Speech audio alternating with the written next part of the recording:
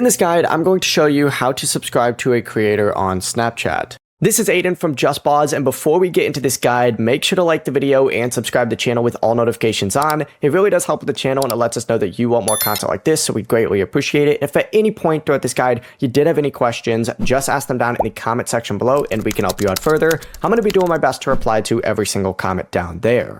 First things first, you do need to open up Snapchat and you need to essentially just find whatever creator it is that you want to subscribe to. Then just go ahead and essentially just tap on their name up at the very top. And let's just say it's this one right here. You're going to see a bunch of different stuff once you do that. And if that creator offers paid subscriptions, you're going to see a purple little subscription box underneath the add button. Let's see if we can find someone that has one real quick. But yeah, just simply go ahead and tap that purple box and then review the subscription price and the benefits included with that creator, and then follow the on-screen prompts to confirm your subscription through that device's app store. Now, once you have subscribed, you may get benefits like direct snaps from the creator, subscriber-only stories, and priority replies to their public stories.